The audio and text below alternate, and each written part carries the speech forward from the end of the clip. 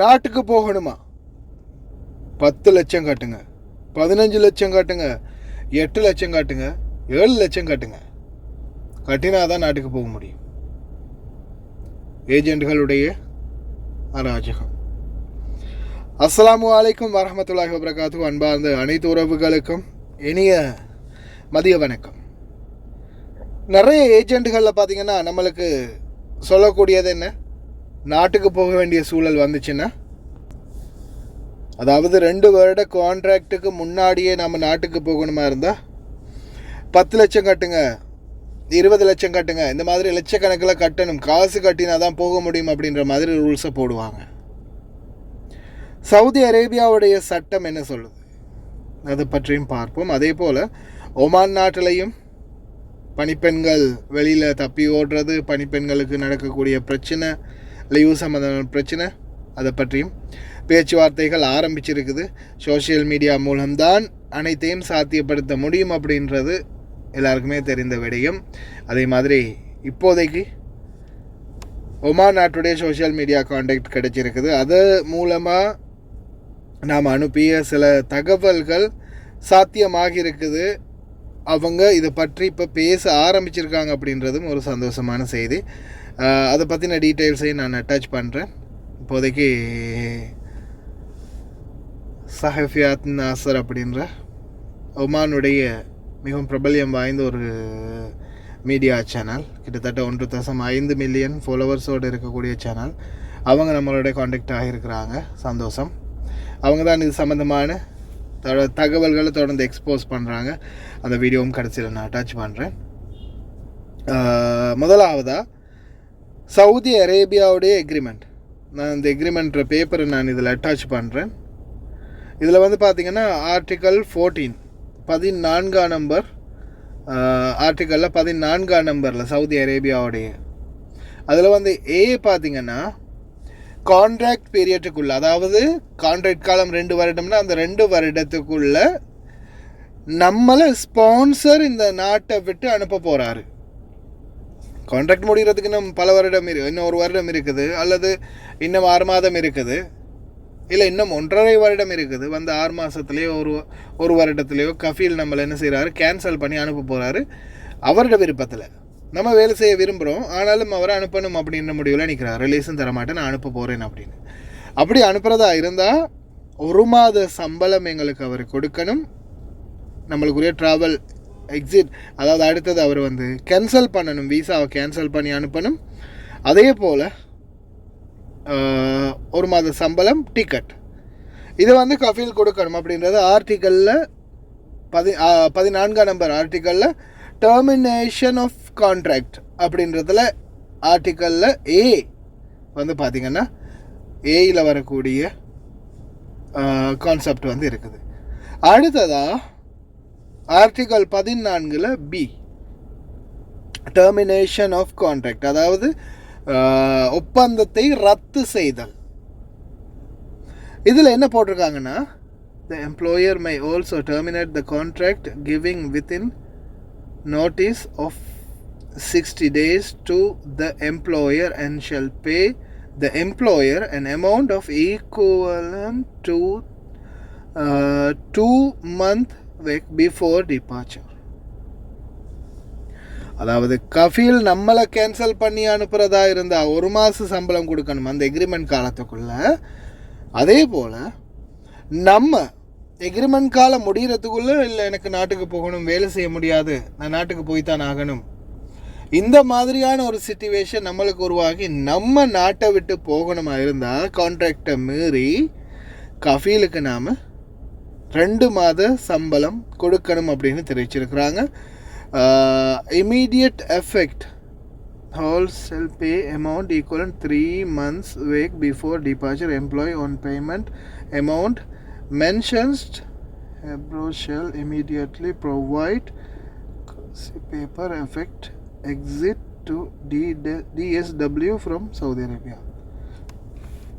அதாவது நம்ம 2 மாத சம்பளம் கொடுக்கணும். ஒருவேளை கஃபீல் வந்து 3 மாத சம்பளமாக கேட்டால் 3 மாத சம்பளத்தையும் நாம் கொடுக்கணும். டிக்கெட் வந்து நம்ம தான் கையால் போடணும். அதாவது 3 மாத சம்பளமும் டிக்கெட்டும். கஃபீலுக்கு வந்து நம்ம 3 மாத சம்பளம், 2 மாதம் அல்லது 3 மாதம், 3 மாத சம்பளத்தை கொடுத்துட்டு டிக்கெட் நம்ம போட்டுக்கொள்ளணும்.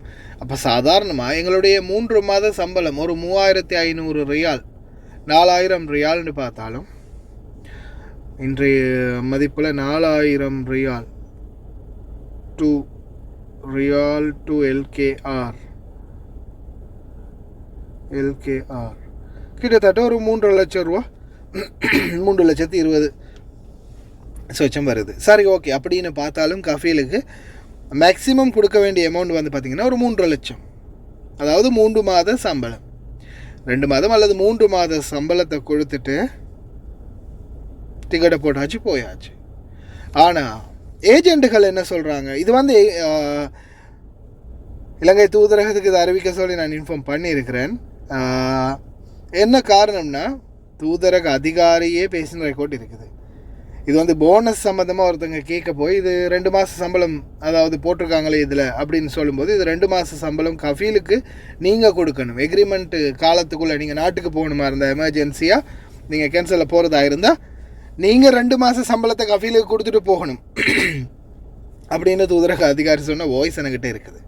இது சம்மந்தமாக அவங்கள விசாரித்து இதுக்கு சரியான நியாயத்தை பெற்றுக் கொடுக்குமாறு, இப்போ தொழிலாளர்கள் போகணும்னு அதுக்கு கான்ட்ராக்ட் முந்தையே போக வேண்டிய சிச்சுவேஷன், நாட்டுக்கு அவசரமாக போய் ஆகணும் அப்படின்ற சிச்சுவேஷனில் இருக்கிறவங்களுக்கு இந்த மாதிரியான சந்தர்ப்பங்களை பயன்படுத்தி உதவி செய்யுங்க அப்படின்ற ரிக்வெஸ்ட்டை கேட்டிருக்குது.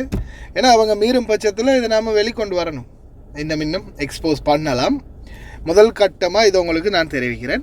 எக்ரிமெண்ட்டில், உங்களுடைய சவுதி அரேபியன் எக்ரிமெண்ட்டில் ஆர்டிக்கல் 14 AB 2ஐயுமே செக் பண்ணி பார்த்தா அதனுடைய ஃபுல் ப்ரூஃபோட இதில் போட்டிருக்காங்க என்ன செய்யணும், எப்படி செய்யணும் அப்படின்றது. நம்மளை அனுப்புகிறதா இருந்தால் 1 மாத சம்பளம் கஃபீல் கொடுக்கணும். நம்ம விரும்பி போகணுமா இருந்தால் கான்ட்ராக்டுக்கு முன்னாடி 2 அல்லது 3 மாத சம்பளத்தை கொடுக்கணும், அவ்வளவுதான். ஆனால் ஏஜெண்ட்டுகள் என்ன சொல்கிறாங்க, அவங்க சாப்பிட்டது, அவங்க பரம்பரை சாப்பிட்டது, அவங்க வேலைக்காரங்க சாப்பிட்டது, அவங்க செலவு பண்ணது எல்லாம் சேர்த்து மொத்தத்தையும் மறுபடியும் 10 லட்சமோ 7-8 லட்சமோ நம்மள்கிட்ட வந்து வசூலிக்க பார்க்குறாங்க. கான்ட்ராக்ட் எது இருக்குதோ அதை தான் சட்டமாக செயல்படுத்தணும்.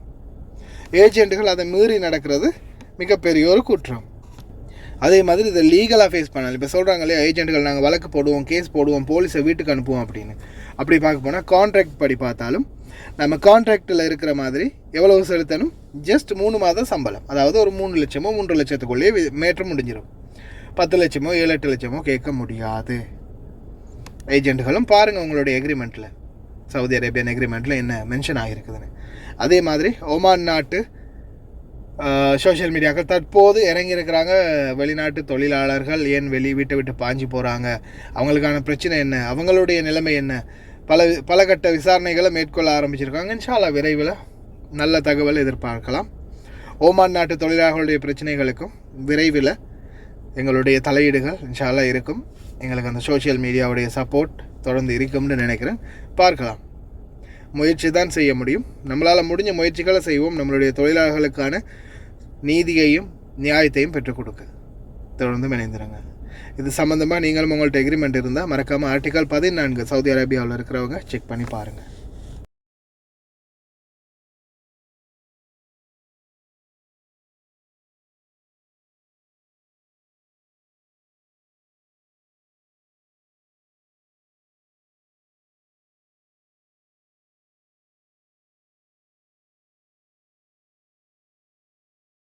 قالت انه ويمكن تجزئتها، ممكن انه حتى تحديد توقيتها بما يتناسب مع ظروف العمل ومع مصلحة صاحب العمل.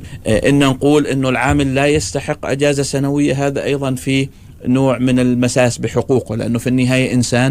يعني بعض العاملات عندهم اطفال في بلادهم، فهي في طبيعة الحال يعني إنسانيا يعني تحتاج إلى هذه الإجازة. فبالتالي مسألة تدخل القانون ووضع حد أدنى لهذه الإجازة أنا أراها من وجهة نظري مسألة ضرورية. أيضا أعطى خيارات أخرى إنه من الممكن أن يشتري هذه الأجازة.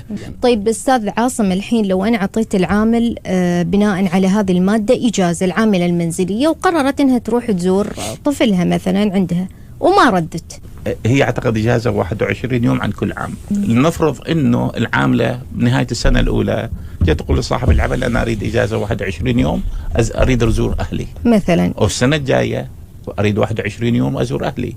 فسابقا صاحب العمل كان يتكلف تذكره واحده عن سنتين، اصبحوا تذكرتين واجازتين نفس الشيء. والله تقول والله انا ممكن اشتري من العامل او اصبره، واذا العامل او صاحب العمل قال والله لا انا اريد اسافر عنده ظروف، يعني نفس الشيء صارت تكلفه اضافيه على ومدفوعه الاجر، ترى مدفوعه الاجر ايضا. استحلفكم بالله واستحلفك انت بالذات، في قانون عمال المنازل هذا اللي نزل، انت عماني؟ يعني انت اللي وضعت القانون والقرار هذا عماني؟ او الفكره هذه انت عماني منا وفينا وتشعر بالوضع اللي يعيشه الانسان وكيف يدبر اموره، انك انت تحط قرارات لصالح عمال المنازل على حساب صاحب العمل؟ يعني اجازه اسبوعيه هذا من وين طلعت؟ ولا تدفع يعني بدل عنها؟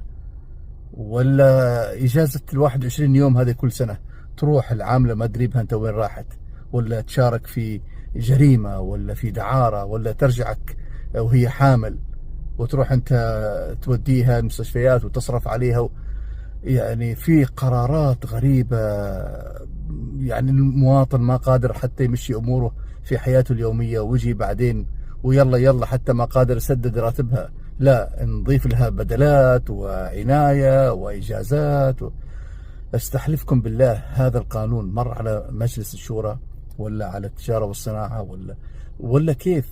يعني الواحد يشك، يقول لا اللي وضع هذا المقترحات هذه او جابها من برا ويريد يطبقها ما يعرف كيف معاناه الناس يعني. فموضوع ما ينسكت عليه صراحه.